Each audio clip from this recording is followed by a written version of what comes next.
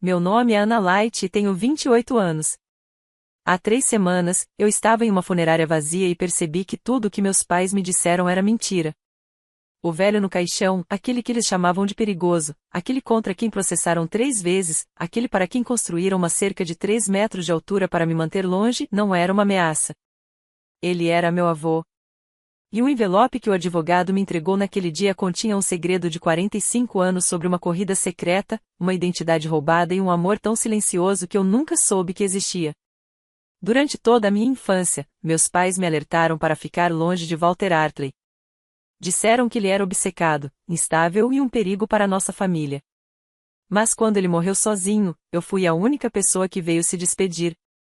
E foi aí que descobri a verdade sobre a cerca, os processos judiciais e o homem que passou 4 décadas me protegendo à distância. Antes de contar o que aconteceu em seguida, por favor, reserve um momento para curtir e se inscrever, mas somente se você realmente se identificar com esta história. E se você estiver assistindo de algum lugar do mundo agora, deixe um comentário com sua localização e o horário.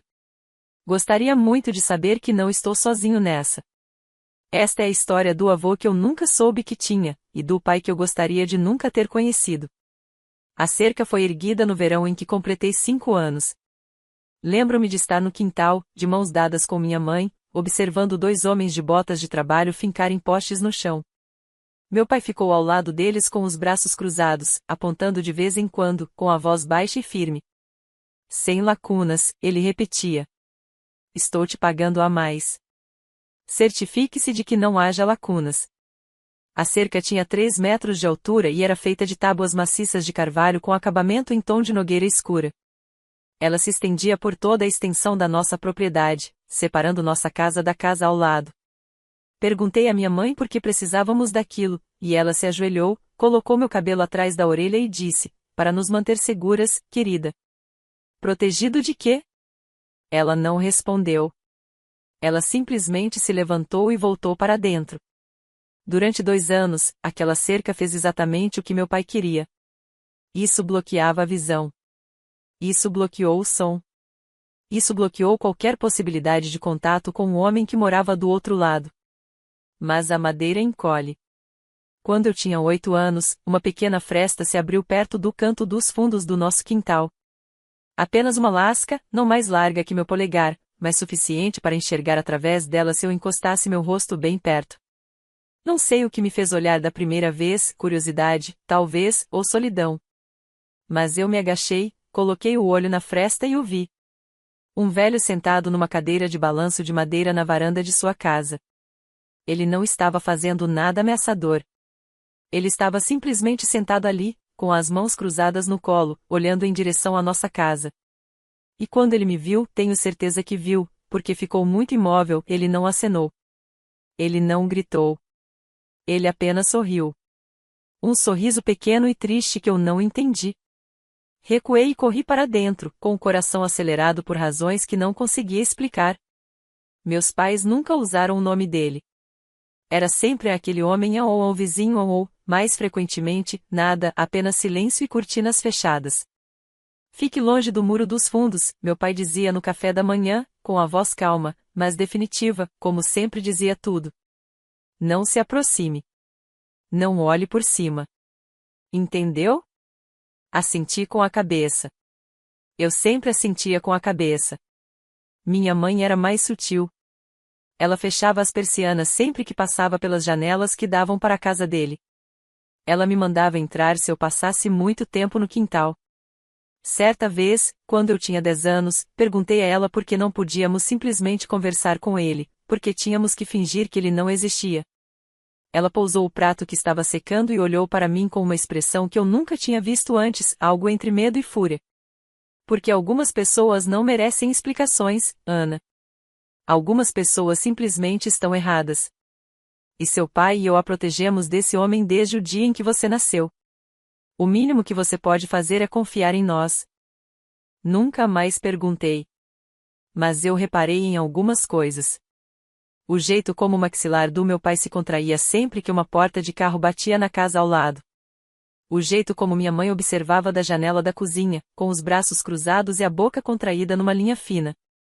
O fato de nunca convidarem os vizinhos do outro lado da rua para seus jantares, embora os Prices morassem do outro lado da rua desde que me lembro.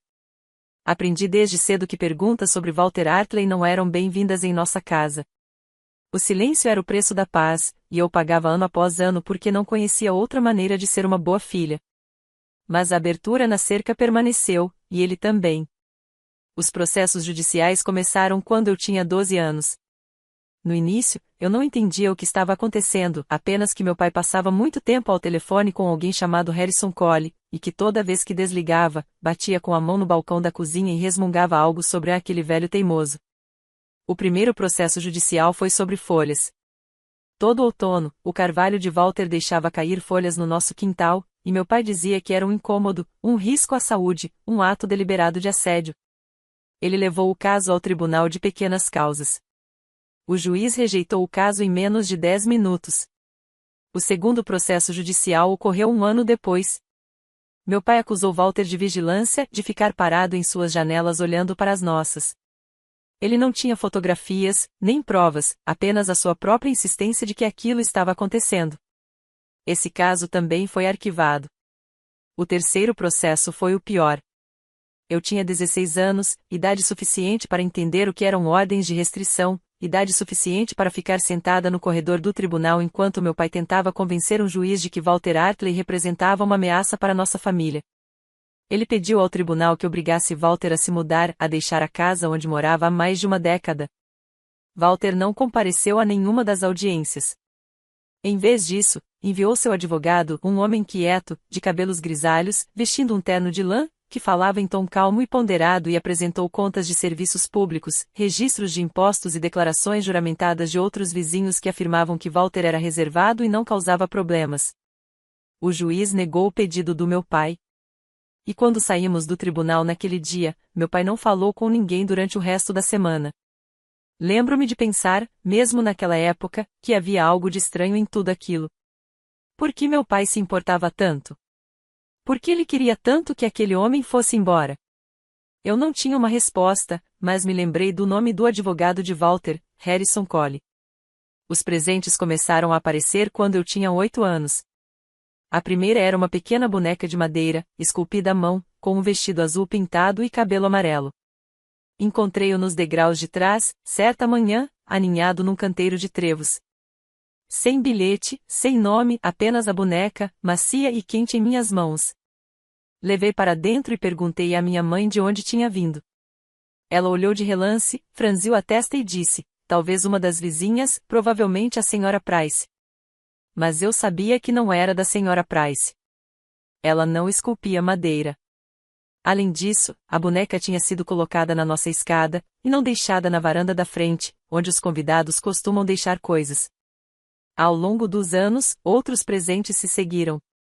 Uma edição ilustrada de O Jardim Secreto, que eu tinha quando tinha 10 anos. Um conjunto de lápis Prismacolor, 72 cores, quando eu tinha 12 anos. Um marcador de livros de prata com uma citação do livro A Mulherzinha Zangravada, que eu tinha usado quando tinha 14 anos. Elas apareceram nos dias em que eu mais precisei delas, depois que tirei uma nota baixa em matemática, depois que briguei com minha mãe, depois que minha melhor amiga se mudou e eu passei uma semana chorando no meu quarto. Nunca contei aos meus pais sobre os últimos. Eu as escondi em uma caixa de sapatos debaixo da minha cama, empilhadas entre diários antigos e trabalhos escolares esquecidos, porque, embora eu não soubesse quem as estava deixando, eu sabia que meu pai as confiscaria se descobrisse. Ele diria que era inapropriado, suspeito, prova de que alguém estava me observando. E talvez alguém estivesse. Mas o último presente foi diferente. Chegou no meu aniversário de 18 anos, uma pequena moldura de madeira com entalhes intrincados nas bordas. A moldura estava vazia, mas na parte inferior, gravadas na madeira com uma caligrafia cuidadosa, estavam 4 palavras, para Ana, com amor. Foi aí que eu percebi que os presentes não eram da senhora Price. Eram dele. Parti para a faculdade na semana seguinte ao meu aniversário de 18 anos. Penn State me deu uma sensação de liberdade. Estudei educação infantil, fiz amigos que não conheciam meus pais e construí uma vida onde não precisava andar na ponta dos pés em meio ao silêncio. Voltei para casa para o dia de Ação de Graças e o Natal, mas cada visita pareceu mais curta e mais fria. Minha mãe sempre fazia comentários sobre meu peso, minhas roupas, minhas escolhas. Meu pai se sentava em sua poltrona de couro e fazia perguntas incisivas sobre minhas notas, minhas finanças e meu futuro. Me formei, consegui um emprego de professor em uma pré-escola em Pittsburgh e me mudei para um pequeno apartamento com móveis da IKEA e paredes que eu podia pintar da cor que quisesse. Eu visitava meus pais talvez 2 vezes por ano, o suficiente para evitar confrontos. Mas um fim de semana, quando eu tinha 27 anos, voltei de carro para entregar umas caixas velhas que minha mãe tinha pedido. Estacionei na entrada da garagem, carreguei as caixas para dentro e fui até o quintal para ver se o antigo balanço ainda estava lá. Não era, mas a cerca era e o vão também. Não sei por que olhei aquilo de novo. Talvez porque eu agora era adulto e as regras antigas não pareciam mais importar. Ou talvez porque eu nunca tenha parado de me perguntar. Eu me ajoelhei, pressionei meu rosto contra a madeira e olhei através dela. Walter ainda estava lá, mais velho agora, mais magro, com os cabelos completamente brancos. Ele estava sentado na mesma cadeira de balanço, com um cobertor sobre o colo, olhando para nossa casa com a mesma expressão triste e paciente que eu me lembrava da infância. Eu queria dizer alguma coisa, gritar, perguntar-lhe por quê. Mas antes que eu pudesse fazer algo, a voz da minha mãe cortou o ar: Ana, entre agora. Recuei, com o coração acelerado. Essa foi a última vez que o vi vivo. A ligação aconteceu numa manhã de terça-feira de outubro. Eu estava na minha sala de aula, preparando tinta para dedos para meus alunos, quando meu telefone vibrou. Número desconhecido. Quase não respondi. Olá? Essa pessoa é Ana Light? Sim. Quem está ligando? Meu nome é Harrison Cole. Sou advogado aqui em Pittsburgh. Estou ligando a respeito do espólio de Walter Hartley. Eu paralisei, com um pote de tinta a meio caminho da mesa. Desculpe, eu disse lentamente. Acho que você ligou para o número errado. Eu não conhecia Walter Hartley. Houve uma pausa. Então, em voz mais baixa, Harrison disse: ele te conhecia.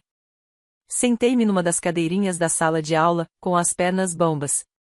O Sr. Hartley faleceu há 3 dias, continuou Harrison. Ele deixou instruções em seu testamento para que você fosse contatado.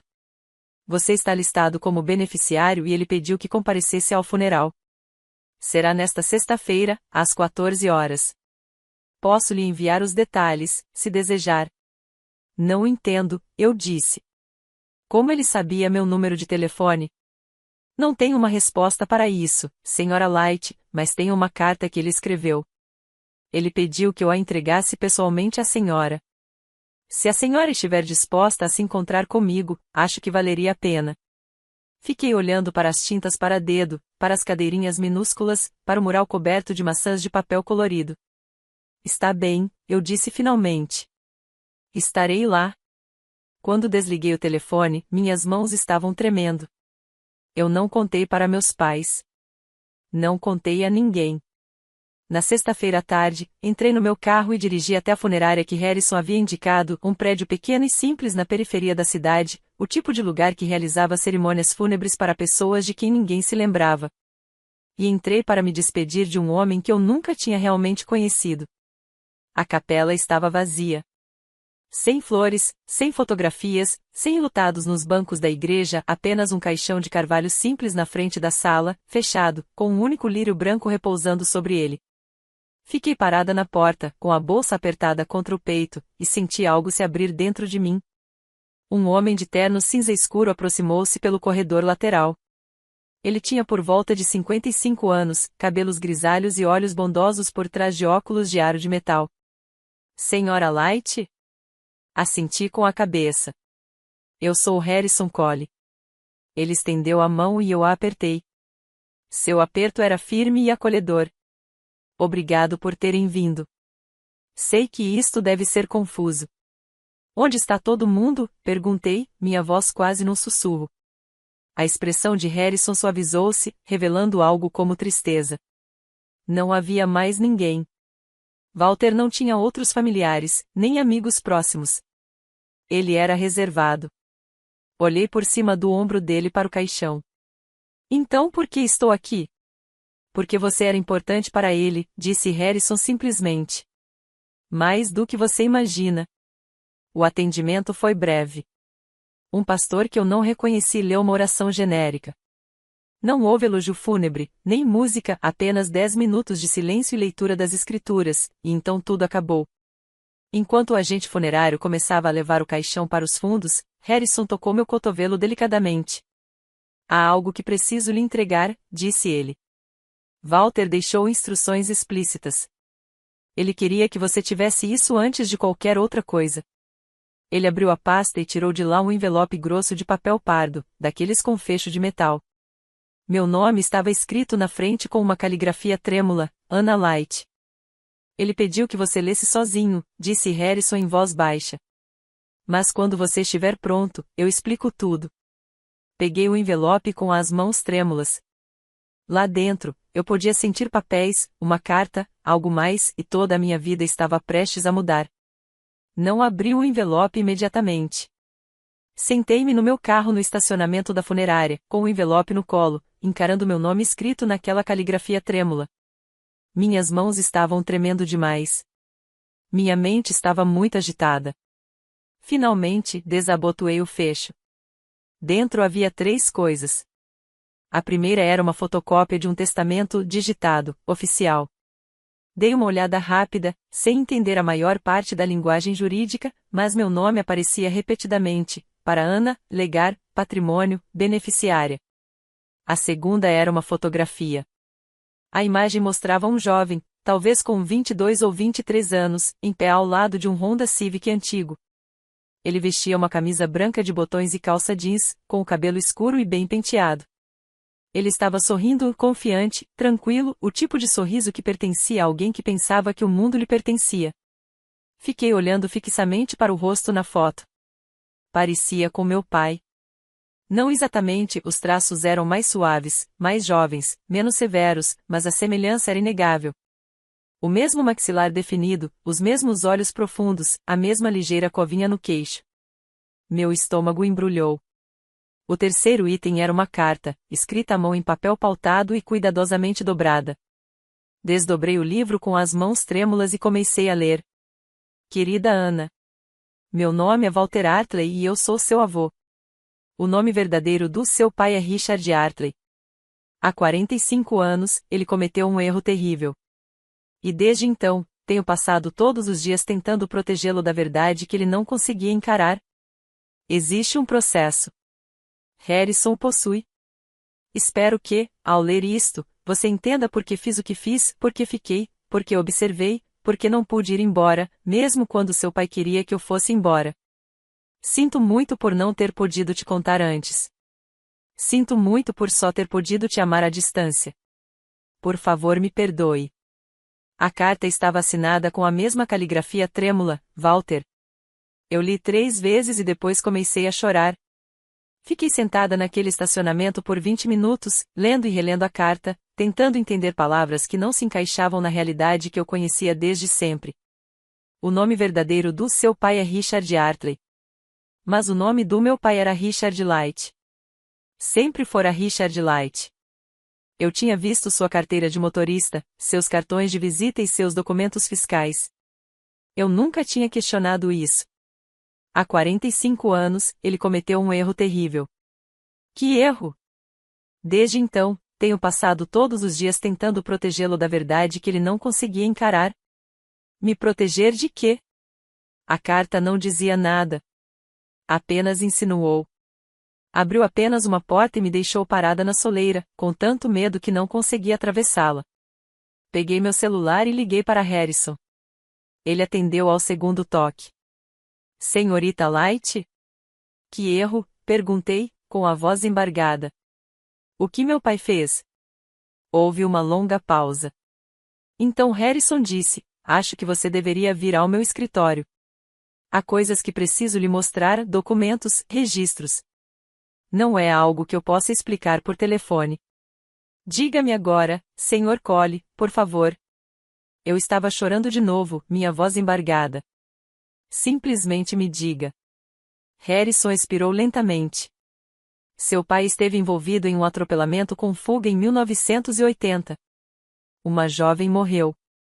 O nome dela era Dorothy Smith. Ela tinha 19 anos. Seu pai estava dirigindo o carro e, de repente, desapareceu. O mundo se inclinou. Walter passou anos procurando por ele, continuou Harrison, com voz suave, porém firme.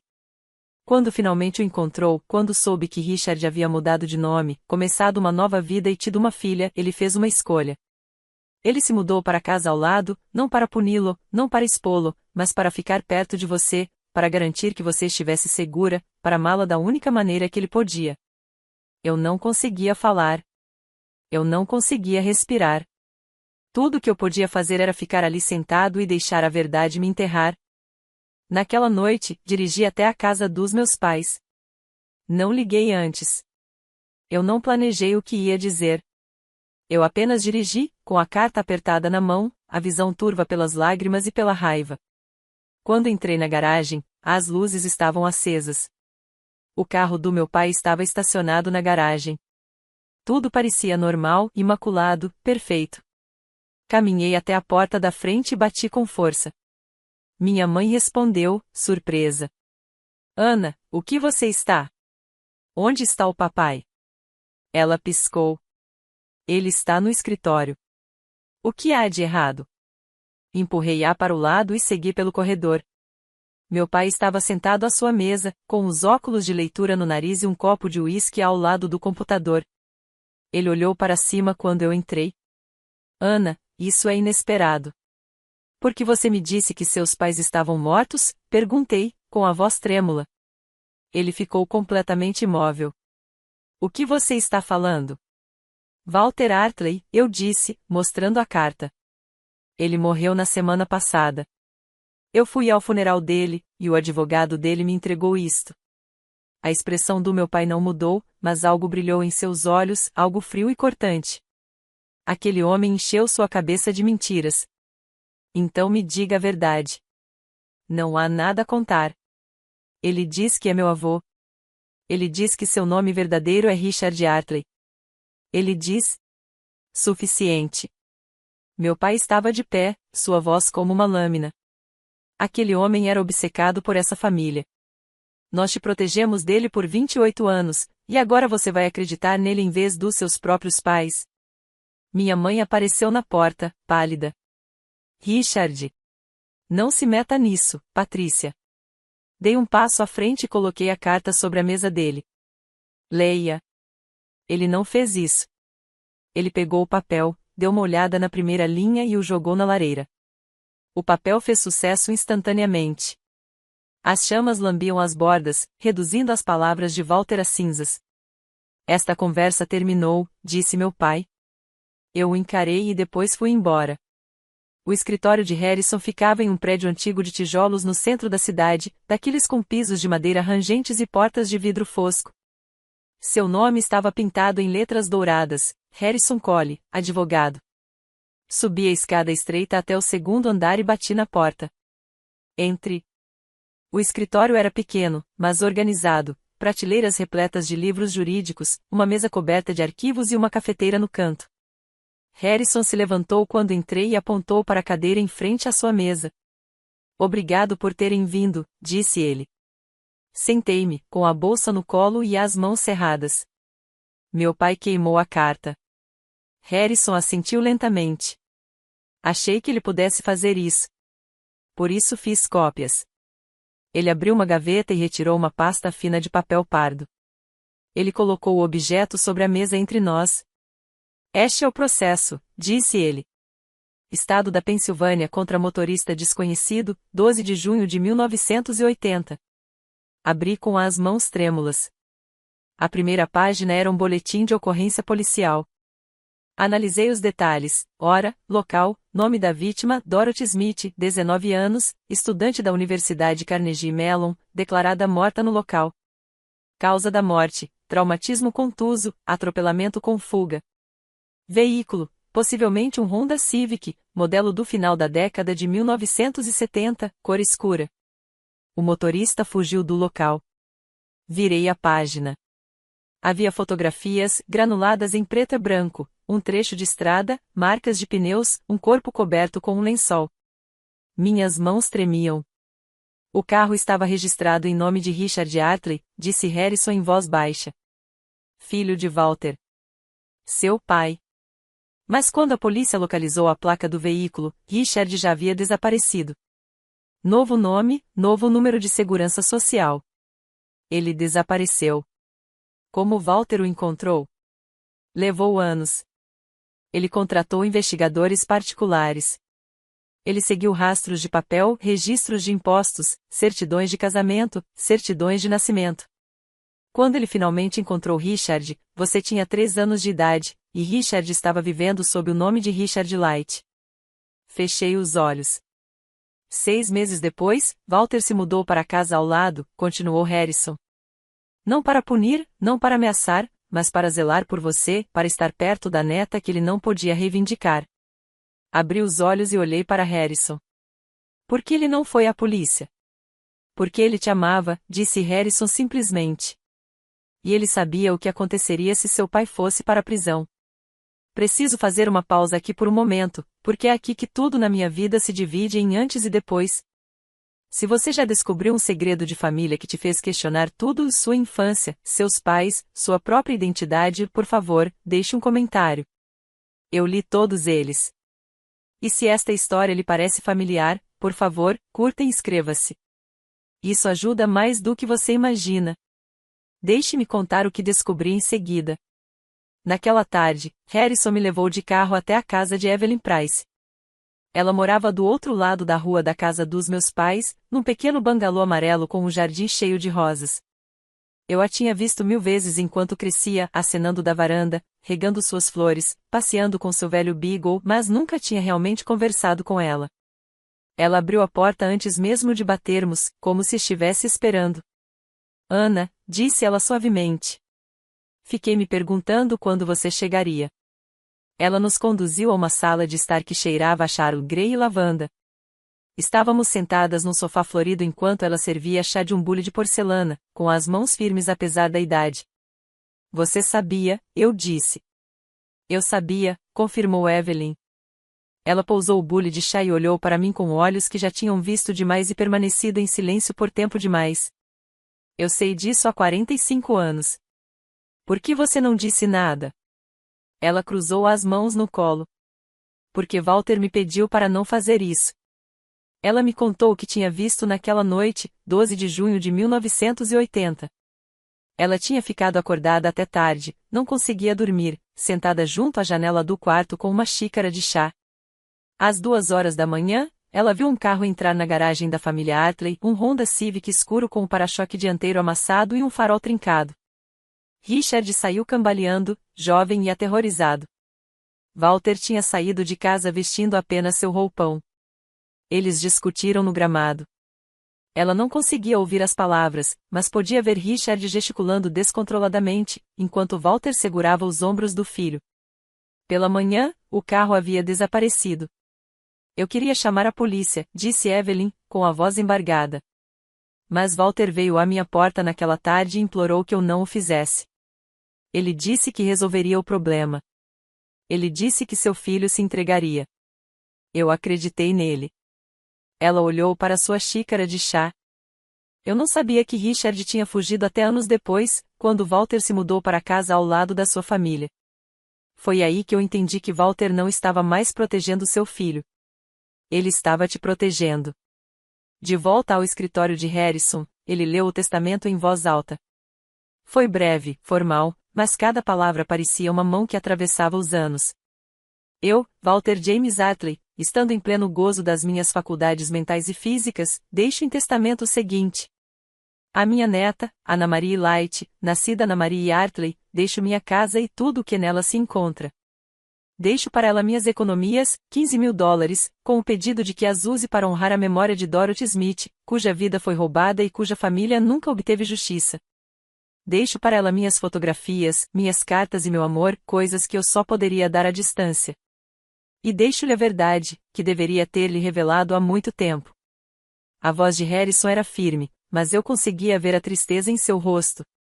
Há mais, disse-lhe em voz baixa, e me entregou uma segunda carta, escrita à mão, exatamente como a primeira. Eu o desdobrei. Ana? Eu falhei com meu filho. Eu o criei, o amei e tentei ensiná-lo a distinguir o certo do errado. Mas quando mais importava, ele fugiu. E eu não o impedi. Falhei com Dorothy Smith. Eu falhei com a família dela. Falhei com todos que mereciam a verdade. Mas eu não vou te decepcionar. Você é a melhor coisa que Richard já fez, mesmo que ele não mereça o crédito. Você é gentil. Você é corajoso, Você é tudo o que eu desejava que meu filho tivesse sido. Diga a verdade, Ana. Não por vingança, não para punir, mas porque Dorothy Smith merece ser lembrada. Porque o silêncio é uma forma de violência. E porque você merece viver na luz, não na sombra das mentiras de outra pessoa. Sinto muito por não ter conseguido ser o avô que você precisava. Mas espero que, de alguma forma, eu tenha sido o avô que você merecia. Com todo o meu amor. Walter. Dobrei a carta com cuidado e a segurei contra o peito. E tomei uma decisão. Meu pai ligou na manhã seguinte. Eu estava no meu apartamento, sentada à mesa da cozinha com o testamento e as cartas espalhados à minha frente. Quando vi o nome dele na tela do meu celular, quase não atendi. Mas eu fiz. Ana. Sua voz era calma, calma demais. Precisamos conversar. Acho que não. Escute com atenção, disse ele, e o tom de sua voz baixou. Eu sei o que você está pensando. Eu sei o que aquele homem lhe disse. Mas se você insistir nisso, destruirá nossa família. Sua mãe nunca vai te perdoar. A comunidade se voltará contra você. Você vai perder tudo. Já perdi tudo, disse baixinho. Não, você não fez isso. Mas você vai conseguir. Ele fez uma pausa. Pense no que você está fazendo, Ana. Você está escolhendo um homem morto, um homem que você nem conhecia, em vez de seus pais vivos, em vez de sua família, em vez de tudo que construímos. Você construiu isso sobre uma mentira. Eu o construí para sobreviver. Sua voz falhou, por um instante, e eu ouvi algo por baixo da raiva, algo cru e desesperado. Eu tinha 23 anos. Cometi um erro. Entrei em pânico e passei 45 anos tentando conviver com isso. Você não tem ideia do que é isso. Você tem razão, eu disse. Eu não tenho. Porque eu teria dito a verdade. Ele permaneceu em silêncio por um longo momento. Então, com uma voz gélida, ele disse: se você tornar isso público, vou garantir que você se arrependa. Vou contratar advogados. Vou contestar o testamento. Vou tornar sua vida um inferno. Você me entende? Fechei os olhos. Adeus, pai. Eu desliguei. 2 minutos depois, minha mãe enviou uma mensagem. Você está destruindo seu pai por causa de um homem que não passou de um covarde. Espero que você consiga conviver com isso. Desliguei meu celular e liguei para Harrison. Durante 3 dias, não saí do meu apartamento. Sentei-me no sofá, encarando o testamento, as cartas, as fotografias. Li o nome de Dorothy Smith repetidas vezes até que ele deixou de parecer o de uma estranha e passou a ser o de alguém a quem eu devia algo. Uma garota de apenas 19 anos, que nunca teve a chance de ser outra coisa. Mas a dúvida começou a surgir. As palavras do meu pai ecoavam na minha cabeça. Você está destruindo sua família. A comunidade se voltará contra você. Você vai perder tudo. E se ele estivesse certo? E se eu estivesse apenas sendo vingativo? E se eu estivesse usando a morte de Walter como desculpa para punir meus pais por uma infância da qual eu não conseguia me desvencilhar? Liguei para minha melhor amiga, Maya. Ela me ouviu enquanto eu chorava e contei tudo a ela. Quando terminei, ela ficou em silêncio por um longo tempo. O que você acha que eu deveria fazer? Perguntei. Acho, disse ela lentamente, que você já sabe. E acho que você está com medo, porque fazer a coisa certa vai lhe custar caro. Mas Ana, às vezes o preço do silêncio é mais alto. Desliguei o telefone e fiquei sentada no silêncio do meu apartamento. Pensei no meu pai, no homem que ele tinha sido quando eu era pequena, antes de eu entender o que significava o silêncio. Eu pensava na minha mãe, que o escolheu em vez da verdade todos os dias. E pensei em Walter, sentado naquela cadeira de balanço por 40 anos, me vendo crescer através de uma fresta na cerca, me amando do único jeito que ele sabia. Peguei a fotografia, aquela do meu pai quando jovem, sorrindo como se o mundo lhe devesse algo. E pensei em Dorothy Smith, de 19 anos, que nunca mais teve a chance de sorrir daquele jeito. Eu me levantei. Liguei para Harrison. Quero tornar tudo público, eu disse. Antes de me encontrar com Harrison, voltei de carro para a casa dos meus pais pela última vez. Não para vê-los, apenas para ver a cerca. Estacionei na rua e caminhei até a parte de trás da propriedade. A cerca ainda estava lá, mais velha agora, mais acinzentada, com algumas tábuas empenadas e rachadas, mas ainda se erguia com 3 metros de altura, bloqueando tudo. Eu me ajoelhei no canto onde costumava haver a abertura. Ainda estava lá, agora mais largo, a madeira estava tão apodrecida que eu conseguia ver através dela sem precisar encostar o rosto. Eu examinei. A casa de Walter estava vazia. A cadeira de balanço havia sumido. A varanda estava vazia. Mas eu ainda conseguia imaginá-lo ali, paciente, quieto, esperando. E eu me lembrei. Lembrei-me de quando tinha 8 anos e encontrei a boneca de madeira. Com 10 anos de idade, encontrou o livro. 12 e encontrando os lápis. Lembrei-me de cada presente, de cada gesto discreto, de cada momento em que me senti vista por alguém que eu não deveria notar. Ele esteve presente em toda a minha vida, observando, protegendo e amando-me da única maneira que sabia. Levantei-me e caminhei até a frente da casa de Walter. Harrison me deu a chave. Por dentro, a casa era pequena e simples, um único quarto, uma cozinha com eletrodomésticos ultrapassados, uma sala de estar com um sofá gasto e uma estante cheia de manuais de marcenaria. E na lareira, uma caixa. Eu abri. Lá dentro havia fotografias, dezenas delas. Fotos minhas, tiradas à distância, brincando no quintal, lendo na varanda, caminhando até o ônibus escolar. Cada imagem estava legendada com a caligrafia trêmula de Walter. Ana, 8 anos, primeiro dia da 3ª série. Ana, de 12 anos, lendo no jardim. Ana, 16 anos, dia da formatura. Ele não estava espionando. Ele estava se lembrando. Sentei-me no chão e chorei até não aguentar mais. E então liguei para Harrison. Vamos fazer isso. Harrison e eu nos encontramos em seu escritório na manhã seguinte. Ele serviu o café em 2 canecas diferentes e colocou uma na minha frente. Tem certeza disso? Tenho certeza. Ele assentiu com a cabeça. Então, aqui está o que eu recomendo. Realizamos uma conferência de imprensa, pequena e local. Convidamos o Pittsburgh Post Gazette, e talvez mais 1 ou 2 outros veículos de comunicação. Apresentamos o testamento, o processo e o depoimento de Evelyn. Deixamos que os fatos falem por si mesmos. Será que vão reabrir a investigação? Não sei, disse Harrison. Honestamente, já se passaram 45 anos. As evidências são escassas, mas o prazo de prescrição para homicídio culposo no trânsito na Pensilvânia ainda está em vigor. Se a polícia acreditar que há provas suficientes para prosseguir com a investigação, ela o fará. Envolvi as minhas mãos na caneca. E se meu pai tentar impedir? Ele pode tentar. Ele pode ameaçar com medidas legais, mas não o estamos acusando diretamente de nada. Estamos simplesmente apresentando registros públicos e exigindo prestação de contas. Isso é liberdade de expressão. Assenti com a cabeça lentamente. Há algo mais, disse Harrison. Ele tirou uma pasta da sua mesa. Tenho tentado localizar a família de Dorothy Smith.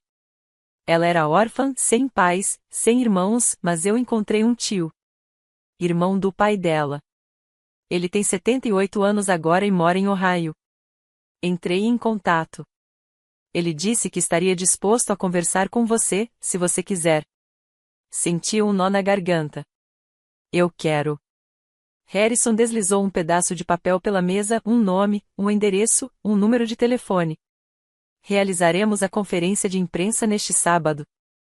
Ele disse que seria às 14 horas na Biblioteca Carnegie. É um espaço público, um terreno neutro. Vou entrar em contato com a repórter que conheço, Sarah Watkins. Ela é imparcial. Ela fará uma cobertura precisa. Respirei fundo. Ok. Seus pais saberão até sexta-feira, avisou Harrison. A notícia vai se espalhar. Você está preparado para isso? Pensei nas fotografias na casa de Walter. Sim, eu disse. Estou pronto. A notícia vazou na quinta-feira. Não sei como meu pai descobriu. Talvez ele tivesse um amigo no tribunal. Talvez ele estivesse observando os movimentos de Harrison. Talvez tenha sido apenas instinto, mas ele sabia. Meu telefone tocou às 7 da manhã. Você vai mesmo fazer isso? Sua voz era monótona, desprovida de raiva, simplesmente exausta. Sim. Você vai se arrepender, Ana. Talvez, mas pelo menos poderei me olhar no espelho. Ele não respondeu de imediato. Então, em voz baixa, disse: Você não entende o que está tirando de mim. Entendo exatamente o que estou tomando. A mesma coisa que você tomou de Dorothy Smith. Ele desligou. 1 hora depois, minha mãe ligou. Eu não atendi. Ela deixou um recado na caixa postal. Ana, por favor, não faça isso. Seu pai cometeu um erro há muito tempo, mas ele é um bom homem. Ele tem sido um bom pai para você. Isso não significa nada? Lealdade não significa nada para você? Aquele homem, Walter, não era da família. Era um estranho que não conseguia se desapegar. E agora você está deixando que ele nos destrua mesmo depois de morto. Eu imploro. Não faça isso. A voz dela embargou no final. Apaguei a mensagem. Naquela tarde, Harrison ligou. O advogado do seu pai entrou em contato. Eles estão ameaçando entrar com uma liminar para impedir a coletiva de imprensa. Não vai funcionar. Não há fundamento legal, mas eles estão tentando. Deixe que eles tentem, Ana. A voz de Harrison era gentil. Você está bem? Olhei ao redor do meu apartamento, para os móveis da IKEA, a louça de segunda mão, a vida que construí longe dos meus pais.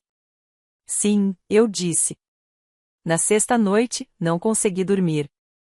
Sentei-me à mesa da cozinha e escrevi o que ia dizer. Não um discurso, apenas a verdade. Simples, clara, inegável. Foi nesse momento que percebi que não havia mais volta. Se você já teve que escolher entre manter a paz e dizer a verdade, mesmo que isso lhe custasse tudo, quero ouvir sua história. Deixe um comentário abaixo. E se você ainda está comigo, clique no botão de inscrição. Você está prestes a ver o que aconteceu quando deixei de ser a filha quieta e me tornei a mulher que meu avô acreditava que eu poderia ser. Eis o que aconteceu em seguida. Passei a noite de sexta-feira na casa do Walter.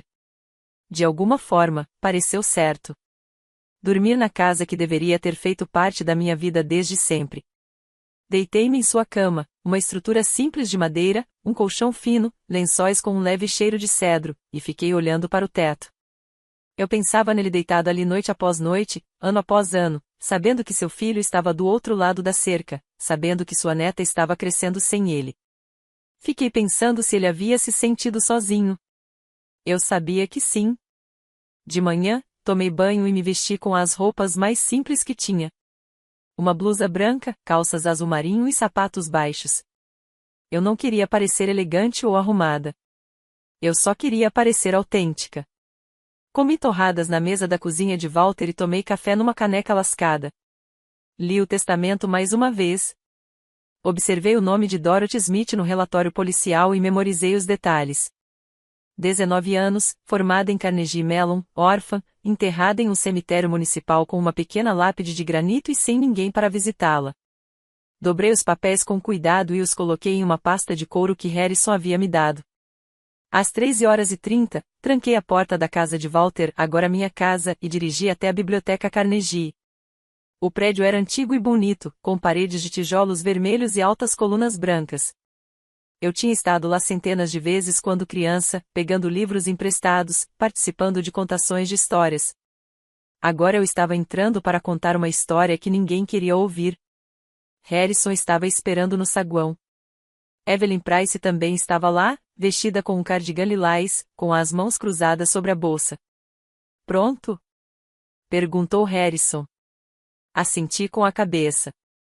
Caminhamos pelo corredor até a sala comunitária e eu entrei no resto da minha vida. A sala comunitária era pequena, talvez com 30 cadeiras dispostas em fileiras, uma mesa na frente com um microfone e um pódio ao lado. Cerca de 20 pessoas já estavam sentadas. Algumas eu reconheci, vizinhos da rua dos meus pais, pessoas que eu via no supermercado, nos correios. Outras eu não conhecia. Uma mulher na primeira fila tinha uma câmera. Um homem ao lado dela segurava um gravador de voz. Sarah Watkins, do Post Gazette. Ela me olhou e acenou com a cabeça. Caminhei até a frente da sala, com o coração batendo tão forte que achei que todos pudessem ouvi-lo. Harrison e Evelyn estavam sentados em cadeiras atrás da mesa. Eu fiquei em pé no pódio e ajustei o microfone. O quarto ficou em silêncio. Observei os rostos, alguns curiosos, outros desconfiados, alguns simplesmente à espera. E vi, na última fila, duas figuras entrarem furtivamente pela porta. Meu pai, minha mãe. Eles não se sentaram. Ficaram de pé, encostados na parede, de braços cruzados, observando. Encarei meu pai. Ele não desviou o olhar. Eu também não. Limpei a garganta e comecei. Meu nome é Anna Light, eu disse, com a voz firme apesar do tremor nas minhas mãos. Tenho 28 anos. Sou professora de pré-escola. E há 3 semanas, fui ao funeral de um homem a quem me disseram para temer a vida toda. Fiz uma pausa. O nome dele era Walter Hartley, e ele era meu avô. Uma onda de sussurros percorreu a sala. Continuei. Estou aqui hoje porque meu avô me deixou um testamento. E nesse testamento, ele me contou uma verdade que havia sido enterrada por 45 anos. Uma verdade sobre um atropelamento com fuga, a morte de uma jovem e uma família que escolheu o silêncio em vez da justiça. Abri a pasta no pódio. Estou aqui para quebrar esse silêncio. Eu não conhecia Walter Hartley, disse, olhando para a sala. Meus pais se certificaram disso. Construíram uma cerca de 3 metros para mantê-lo afastado. Processaram-no 3 vezes. Mas quando Walter morreu e eu me tornei a única pessoa presente em seu funeral, seu advogado me entregou um envelope. Dentro havia um testamento, uma carta e a verdade sobre quem Walter realmente era. Mostrei-lhe a fotografia do meu pai quando era jovem. Este é meu pai, Richard Light. Mas esse nem sempre foi seu nome. Há 45 anos, ele era Richard Hartley, filho de Walter.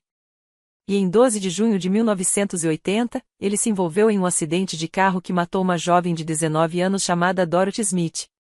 Os sussurros ficaram mais altos. Vi Sarah Watkins inclinar-se para a frente, sua caneta deslizando rapidamente sobre o bloco de notas. Meu pai fugiu do local, continuei. Ele mudou de nome. Construiu uma nova vida. E Walter, o homem que deveria tê-lo denunciado, o homem que deveria ter exigido justiça, fez uma escolha diferente. Ele escolheu ficar em silêncio, não para proteger meu pai, mas para me proteger. Olhei para meus pais no fundo da sala. A mão da minha mãe estava sobre a boca. Meu pai estava paralisado, com o rosto pálido. Walter se mudou para a casa ao lado quando eu tinha 3 anos, eu disse. Ele passou os 25 anos seguintes me observando crescer através de uma fresta na cerca. Ele me deixou presentes. Guardou fotografias. Ele me amou da única maneira que podia, à distância, porque sabia que se revelasse a verdade, eu perderia meu pai, e ele não podia fazer isso comigo. Fiz uma pausa. Mas eu posso. Dei um passo para o lado e fiz um gesto para Harrison. Ele se levantou, ajeitou os óculos e pegou o testamento. Sua voz era calma, clara e firme. Este é o último testamento de Walter James Hartley, lavrado em 14 de setembro deste ano, 6 semanas antes de seu falecimento. Seu teor é o seguinte. Ele começou, eu, Walter James Hartley, estando em pleno gozo das minhas faculdades mentais e físicas, por meio deste instrumento, deixo para minha neta, Anna Marie Light, nascida Anna Marie Hartley, minha casa e tudo o que nela se encontra. Deixo-lhe também minhas economias, no valor de $15.000, com o pedido de que as utilize para honrar a memória de Dorothy Smith, cuja vida foi roubada e cuja família jamais obteve justiça. Alguém na plateia soltou um suspiro discreto. Harrison prosseguiu: deixo-lhe as minhas fotografias, as minhas cartas e o meu amor, coisas que só pude dar à distância, e deixo-lhe a verdade que lhe deveria ter dado há muito tempo. Ele fez uma pausa e então leu a seção final. Ao meu filho, Richard Artley, que agora se chama Richard Light, deixo apenas isto: eu te perdoo, mas o perdão não apaga o que você fez. Espero que um dia você encontre a coragem para encarar isso. Harrison colocou o testamento sobre a mesa. O cômodo ficou em silêncio. Então ele pegou a carta, aquela que Walter havia me escrito, e começou a ler. Eu falei com meu filho, leu Harrison, com a voz embargada pela emoção. Eu o criei, o amei e tentei ensiná-lo a distinguir o certo do errado. Mas quando mais importou, ele fugiu. E eu não o impedi. Falei com Dorothy Smith. Falei com a família dela. Falei com todos que mereciam a verdade. Mas não falharei com você. Vi Evelyn enxugar as lágrimas. Vi Sarah Watkins escrever mais rápido e vi minha mãe se virar e sair do quarto. Meu pai ficou. Voltei ao pódio e abri o processo. Este, eu disse, mostrando a primeira página, é o boletim de ocorrência de 12 de junho de 1980.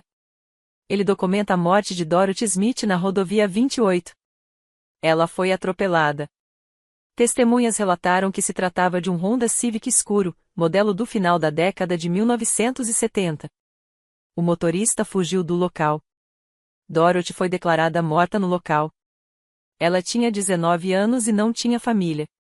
O caso ficou sem solução em 1985.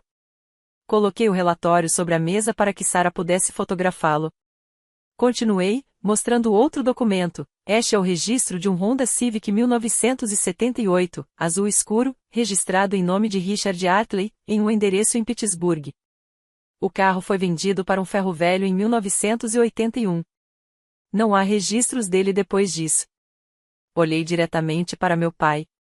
E isto, eu disse, mostrando uma fotocópia de um pedido de segurança social, é a documentação de Richard Light, um nome que não existia antes de 1981. O maxilar do meu pai se contraiu. Não estou aqui para acusar ninguém, disse com cautela. Não sou promotor.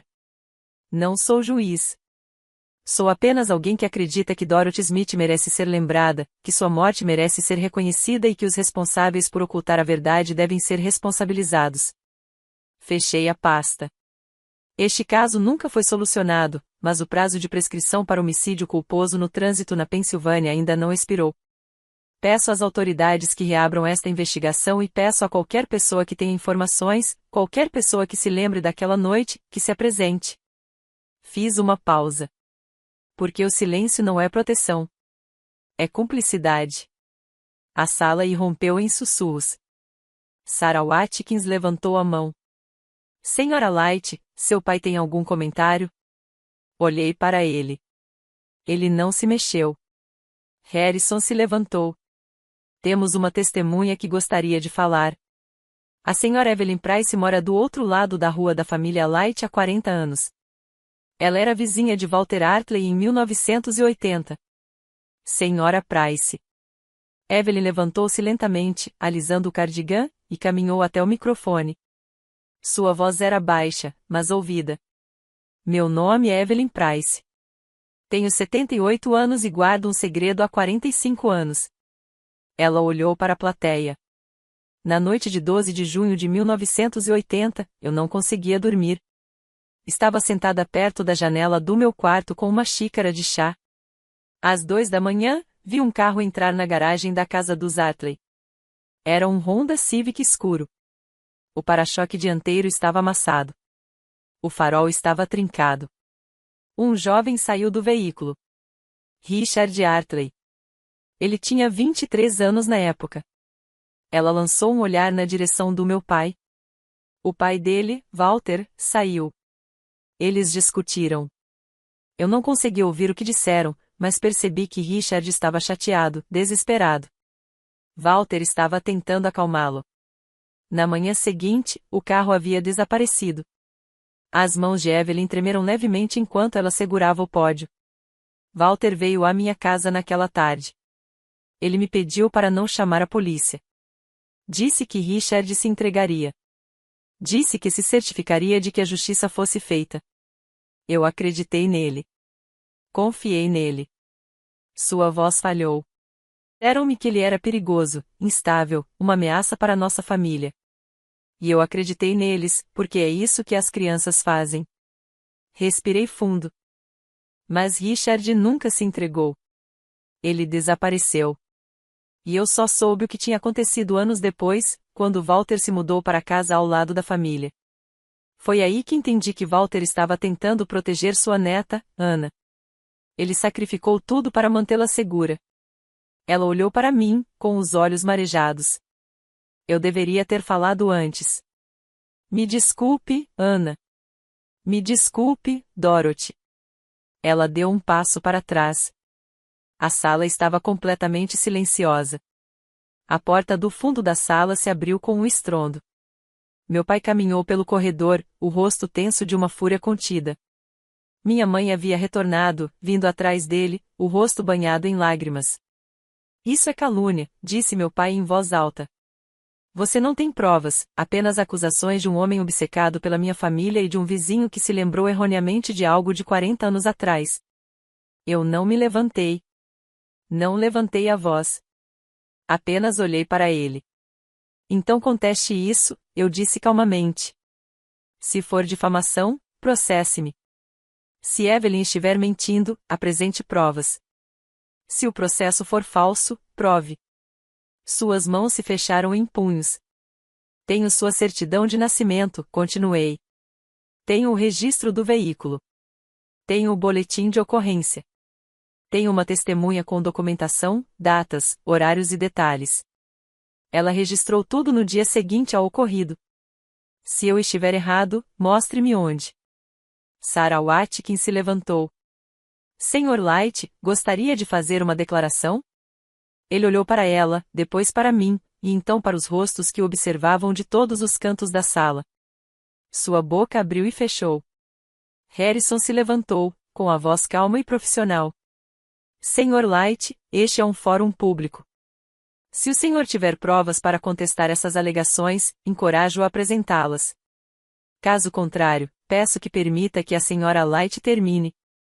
Por um instante, pensei que meu pai fosse gritar, que se lançasse para a frente, que fizesse alguma coisa, qualquer coisa para impedir aquilo. Mas ele não fez nada. Ele ficou ali parado, congelado, como se o peso de 45 anos finalmente o tivesse alcançado. Então ele se virou e saiu. Minha mãe olhou para mim uma última vez, com o rosto expressando uma mistura de tristeza e fúria, e o seguiu. A porta se fechou atrás deles.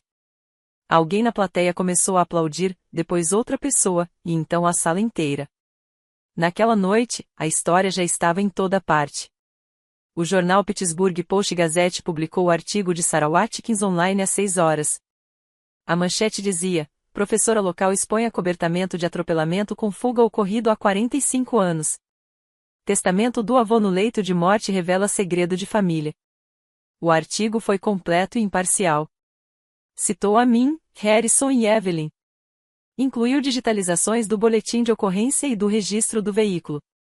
Fez referência ao processo e observou que o prazo de prescrição não havia expirado. À meia-noite, já havia sido compartilhado mais de 2.000 vezes. As emissoras de notícias locais repercutiram o assunto. Apresentadores de rádio discutiram o tema em programas matinais de entrevistas.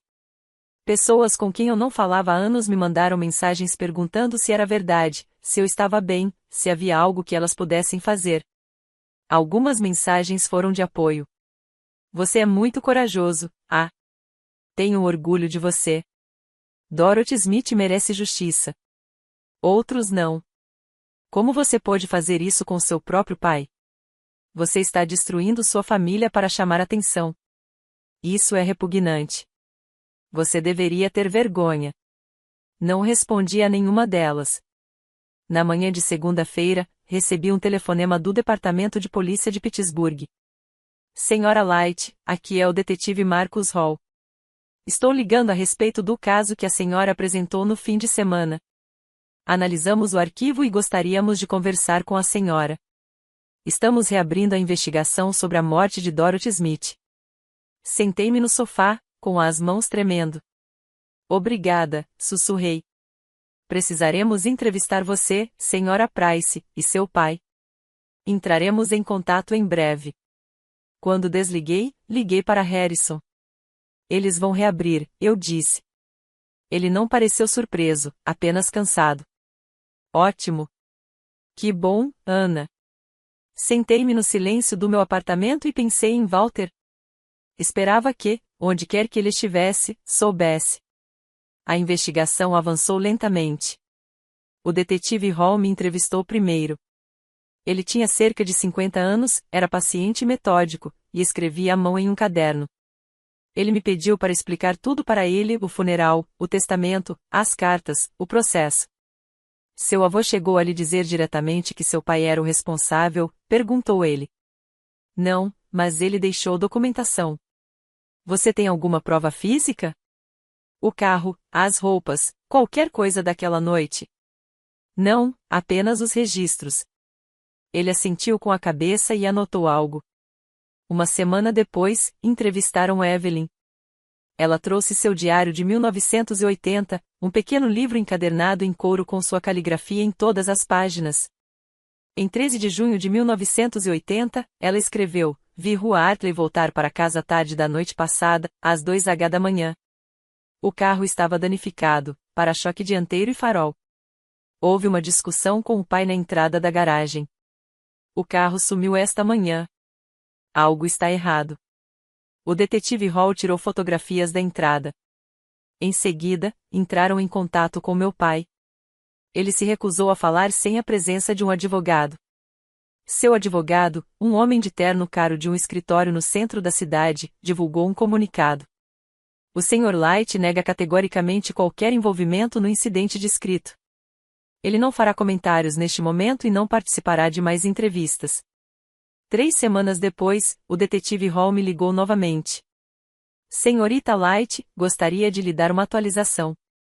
Analisamos todas as evidências disponíveis. Infelizmente, o veículo em questão foi destruído em 1981. Não há evidências físicas, DNA ou material forense. O depoimento da testemunha é convincente, mas sem corroboração, não é suficiente para apresentar acusações. Fechei os olhos. No entanto, ele prosseguiu: o caso permanecerá aberto. Se surgirem novas evidências, iremos investigá-las. E quero que saibam que o que vocês fizeram foi importante. O nome de Dorothy Smith voltou a constar no sistema. As pessoas sabem o que aconteceu com ela. Isso significa alguma coisa. Obrigada, eu disse baixinho. Mas eu sabia que não tinha acabado. Meu pai me ligou numa quinta-feira à noite, em novembro. Quase não atendi, mas algo dentro de mim, um último fio de esperança teimoso, me fez atender. Ana. Sua voz soava diferente. Oca, cansada. O que você quer? Perguntei. Houve um longo silêncio. Então ele disse: preciso te contar uma coisa. Eu não respondi. Eu tinha 23 anos, disse ele em voz baixa. Eu tinha bebido. Não devia estar dirigindo, mas achei que estava bem. Era tarde. A estrada estava vazia. E então ela simplesmente estava lá. Eu não a vi até que fosse tarde demais. Prendi a respiração. Pisei no freio, mas a voz dele falhou. Ela passou por cima do capô. Eu ouvi o barulho. Parei o carro, saí e ela estava lá, deitada. Tentei acordá-la. Verifiquei se tinha pulso, mas ela já não estava mais lá. Encostei o telefone na orelha, com o corpo todo tremendo. Entrei em pânico, continuou ele. Voltei para o carro e dirigi. Não liguei para o 911. Não parei. Apenas dirigi. E quando cheguei em casa, eu já sabia que tinha estragado tudo. Você poderia ter se entregado, sussurrei. Eu sei. Eu deveria ter feito isso. Meu pai implorou, mas eu estava apavorada. Achei que perderia tudo. Meu futuro, minha liberdade, minha vida. Então, eu fugi. Mudei meu nome. Enterrei tudo. E disse a mim mesma que, se continuasse seguindo em frente, aquilo desapareceria. Não aconteceu, eu disse. Não, não aconteceu. Ele exalou com a voz trêmula. Walter passou o resto da vida pagando pelo que eu fiz, e eu deixei. Enxuguei meus olhos. Sinto muito, Ana. Sinto muito mesmo. Diga isso à família de Dorothy Smith, eu disse. Diga isso à polícia. Diga isso a todos. Não posso. Então não temos mais nada a dizer. Eu desliguei. Harrison encontrou o tio de Dorothy Smith no início de dezembro. Seu nome era Gerald Smith. Ele tinha 78 anos, era eletricista aposentado e morava em uma pequena cidade nos arredores de Cleveland. Ele era irmão mais novo do pai de Dorothy, o único parente que ela teve depois que seus pais morreram em um incêndio quando ela tinha 16 anos. Harrison combinou para que nos encontrássemos em uma lanchonete a meio caminho entre Pittsburgh e Cleveland. Trouxe os $15.000 que Walter tinha deixado, mais 10.000 das minhas próprias economias. Não foi suficiente. Nunca seria suficiente. Mas era alguma coisa. Gerald era um homem baixo, de cabelos brancos e olhos bondosos e cansados. Ele se levantou quando entrei e apertou minha mão gentilmente. Você deve ser a Ana. Sim, senhor. Sentamo-nos numa mesa perto da janela. Eu não sabia como começar, então simplesmente contei a verdade para ele. Contei sobre Walter, sobre o testamento, sobre a coletiva de imprensa e a investigação. E disse que sentia muito, muito mesmo, que tivesse levado 45 anos para alguém pronunciar o nome de Dorothy em voz alta. Gerald escutou em silêncio. Quando terminei, ele assentiu com a cabeça. Eu sempre me perguntei, disse ele. Depois que ela morreu, a polícia disse que foi um atropelamento com fuga. Disseram que encontrariam o culpado, mas nunca encontraram. E depois de um tempo, parei de perguntar. Pensei que talvez não importasse mais. Isso importa, eu disse. Ele olhou para mim com os olhos marejados. Obrigada por se lembrarem dela. Entreguei-lhe o envelope com o dinheiro. Isso é do Walter Hartley, eu disse. E de mim também. Eu sei que isso não a trará de volta. Mas Walter queria que a família dela soubesse que ela não foi esquecida. Gerald abriu o envelope, olhou para o cheque e fechou os olhos. Ela era uma boa menina, ele sussurrou. Ela merecia coisa melhor. Sim, ela fez. Naquela tarde, fomos juntos de carro até o cemitério. Em fevereiro, o gabinete do procurador distrital divulgou um comunicado. Após uma análise minuciosa de todas as provas disponíveis, determinamos que não há evidências físicas suficientes para apresentar acusações criminais pela morte de Dorothy Smith em 1980. Embora depoimentos de testemunhas e indícios circunstanciais sugiram o envolvimento de Richard Light, anteriormente Richard Hartley, a ausência de provas forenses e a destruição do veículo em questão nos impedem de atender aos requisitos de prova necessários para a acusação. O caso permanecerá em aberto. Li a declaração 3 vezes. Não fiquei surpresa. Harrison já havia me avisado, mas mesmo assim senti como se uma porta estivesse se fechando. Meu pai não iria para a prisão, mas também não estava livre. Em 2 meses, seu negócio de consultoria financeira desmoronou. Os clientes o abandonaram. As indicações cessaram. Os rumores o seguiam por toda parte. No supermercado, no banco, na igreja. Todos sabiam. Minha mãe saiu de casa em março. Ela entrou com o pedido de separação e foi morar com a irmã na Filadélfia. Ela não entrou em contato comigo. Eu não entrei em contato com ela. Em abril, meu pai vendeu a casa. Ele se mudou para um pequeno apartamento do outro lado da cidade, em algum lugar onde ninguém sabia seu nome. Ele me ligou mais uma vez em maio. Ana, disse ele baixinho. Eu só queria dizer, sei que você nunca vai me perdoar, mas quero que saiba que sinto muito por tudo isso. Eu não desliguei. Apenas ouvi. Eu destruí tudo, continuou ele. Minha família, minha vida, a vida de Walter, a vida de Dorothy. Eu sei disso. E tenho que conviver com isso. Sim, eu disse baixinho. Você tem. Houve uma longa pausa. Espero que um dia você encontre paz, pai, eu disse. Mas não posso fazer parte da sua vida até que você encare publicamente o que fez. Não posso. Então, é um adeus. Desliguei e não retornei a ligação. Agora moro na casa do Walter. Levei alguns meses para me mudar completamente, pintar as paredes, trocar os móveis antigos e deixá-la com a minha cara. Mas a sensação é boa, como voltar para um lugar que eu nem sabia que me fazia falta. Derrubei a cerca. Levei 2 fins de semana e aluguei uma motosserra, mas arranquei cada tábua, cada poste, cada pedaço de madeira que havia mantido meu avô e eu separados por 28 anos. Em seu lugar, plantei uma sebe de rosas brancas, as favoritas de Dorothy, segundo Gerald. A casa em si é pequena, mas agora está cheia de luz. Pintei as paredes de um cinza suave e pendurei fotos em todas as superfícies. Fotos do Walter, fotos minhas de criança, fotos da Dorothy que o Gerald me deu. Ela está sorrindo em todas elas, jovem e radiante, e cheia de um futuro que nunca chegou a viver.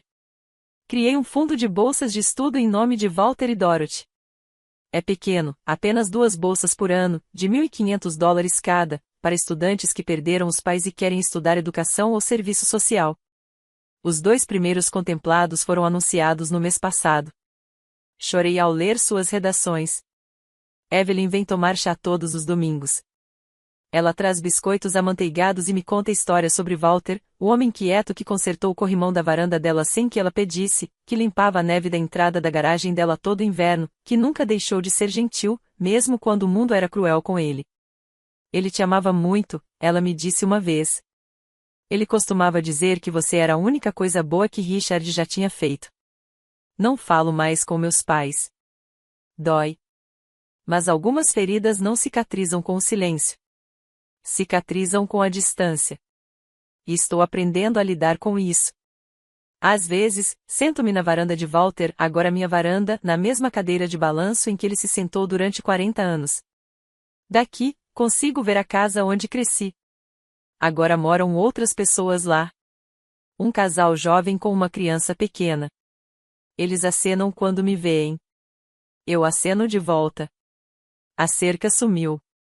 O vão desapareceu. O muro entre nós sumiu. E eu penso no que Walter escreveu em sua carta. Eu só podia te amar à distância. Durante 40 anos, ele me viu crescer através de um buraco na cerca. Deixou-me presentes que eu não entendia. Guardou fotografias que nunca pôde me mostrar. Foi ao tribunal, suportou processos judiciais, viveu isolado. Tudo para que eu pudesse ter um pai, mesmo que esse pai não me merecesse. Ele sacrificou tudo e nunca pediu nada em troca. Eu costumava pensar que o amor deveria ser barulhento, grandioso, visível. Mas Walter me ensinou que o amor mais profundo é muitas vezes o mais silencioso. É o amor que não exige reconhecimento. O amor que protege sem ser visto. O amor que permanece mesmo quando seria mais fácil desistir. Às vezes penso no meu pai. Pergunto-me se ele pensa em Dorothy. Se pensa em Walter, se pensa em mim. Espero que sim. Não porque eu queira que ele sofra, mas porque quero que ele entenda o que perdeu. Não apenas sua reputação, seus negócios ou sua família, mas a chance de ser o tipo de pessoa que diz a verdade. O tipo de pessoa que encara as consequências de seus atos. O tipo de pessoa que Walter era. Eu não odeio meu pai, mas também não o perdoo. Algumas coisas só podem ser perdoadas quando são encaradas de frente. E ele ainda não chegou lá. Talvez nunca chegue. Mas eu sou. Obrigada por me acompanharem durante toda essa história. Se isso te emocionou, se te fez pensar na sua própria família, nas suas próprias barreiras, nos seus próprios silêncios, por favor, deixe um comentário. Conte-me qual verdade você teve medo de revelar. Eu leio cada um deles, e suas histórias importam. E se ainda não o fez, por favor, curta e inscreva-se. Este canal é mais do que apenas sobre histórias. É sobre encontrar a coragem para viver honestamente, mesmo quando é difícil. Você encontrará mais histórias como esta na descrição abaixo. Clique no próximo vídeo e vamos continuar juntos. Lembre-se, você não deve seu silêncio a ninguém. Nem mesmo à sua família.